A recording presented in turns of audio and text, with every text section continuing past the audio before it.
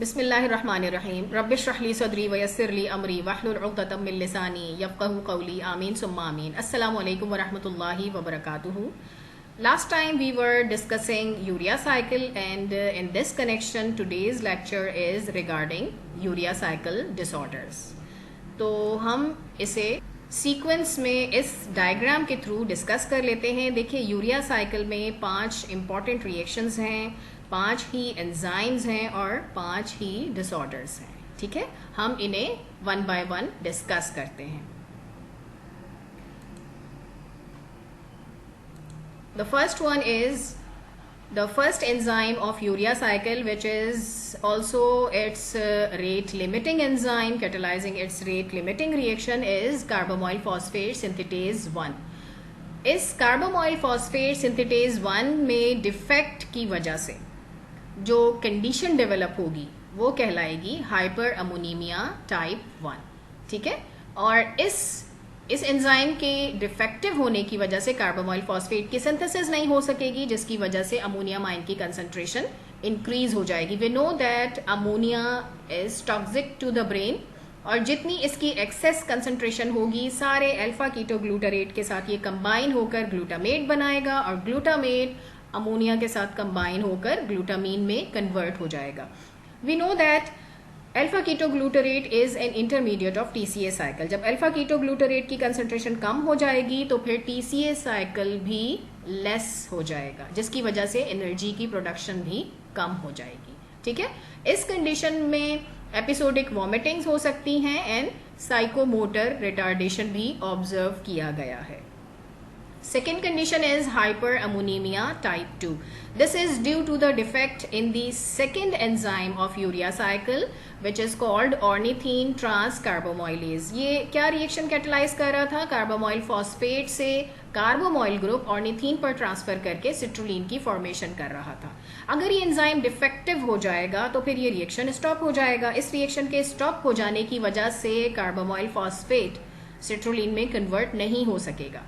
Carbamoyl phosphate की concentration increase हो जाएगी and as a result carbamoyl phosphate अपनी ही सिंथेसिस को फीडबैक इनहिबिशन के जरिए स्टॉप कर देगा, जिसकी वजह से अगेन अमोनियम आयन की कंसंट्रेशन बढ़ जाएगी, लेकिन ये इनडायरेक्टली होगा। लिहाजा इस कंडीशन को हाइपर अमोनीमिया टाइप 2 कहा जाता है। इसमें क्या होगा कि उसी तरह जब अमोनियम आयन की कंसंट्रेशन बढ़ेगी तो अल्फा कीटोग्लूटारेट ग्लूटामेट में कन्वर्ट होगा, ग्लूटामेट ग्लूटामीन में कन्वर्ट हो जाएगा एंड ग्लूटामीन की कंसंट्रेशन ब्लड में, सीएसएफ में और फाइनली यूरिन में इंक्रीज हो जाएगी। राइट, अब हम चलते हैं थर्ड कंडीशन की तरफ। This is called citrullinemia. Citrullinemia is due to the defect in the enzyme argininosuccinate synthetase. Argininosuccinate synthetase क्या करता है? सिट्रुलिन एंड एस्पार्टेट की कंडेंसेशन से आर्जिनिनोसक्सिनेट फॉर्म करता है। अगर ये एंजाइम डेफिशिएंट हो जाए तो क्या होगा? सिट्रुलिन की कंसंट्रेशन बढ़ जाएगी, और जब यही सिट्रुलिन ब्लड में ज्यादा अपनी कंसंट्रेशन शो करेगा तो इस कंडीशन को हम कहेंगे सिट्रुलिनीमिया। इसमें क्या होता है कि यूरिन में भी सिट्रुलिन एक्सक्रीट होना शुरू हो जाता है। प्लाज्मा और सीएसएफ में तो सिट्रुलिन की कंसंट्रेशन बढ़ती ही है, इसके बढ़ने के साथ साथ ये फिल्टर होने के बाद यूरिन में भी एक्सक्रीट होने लगता है and 1 to 2 grams of citrulline is excreted in urine per day. ठीक है, अच्छा इसके बाद नेक्स्ट पर आ जाते हैं हम। Next condition is argininosuccinate aciduria. This is due to the defect in argininosuccinate lyase. ये एंजाइम रिस्पॉन्सिबल है आर्जिनिनोसक्सिनेट को ब्रेक करने का। आर्जिनिनोसक्सिनेट नॉर्मली ब्रेक होता है फ्यूमरेट एंड आर्जिनिन में by the action of this enzyme, लेकिन अगर यही एंजाइम डेफिशिएंट हो जाए तो फिर आर्जिनिनोसक्सिनेट का ब्रेकेज नहीं होगा और जो कंडीशन डेवलप होगी वो कहलाएगी आर्जिनिनोसक्सिनेट एसिडूरिया। अब इसमें क्या होगा? आर्जिनिनोसक्सिनेट ब्लड में एंड सीएसएफ में इंक्रीज हो जाएगा और फिर यही फिल्टर होने के बाद यूरिन में आने लगेगा। ठीक, last is hyper argininemia. Hyper argininemia is due to the defect in the enzyme arginase 1। ये आर्जिनेज 1 रिस्पॉन्सिबल है आर्जिनिन से यूरिया एंड ऑर्निथीन फॉर्म करने का।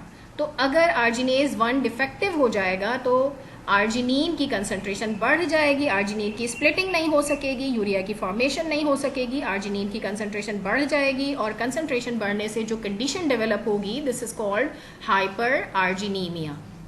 इस कंडीशन में आर्जिनिन की ब्लड में और इसके साथ साथ CSF में भी कंसंट्रेशन इंक्रीज हो जाती है।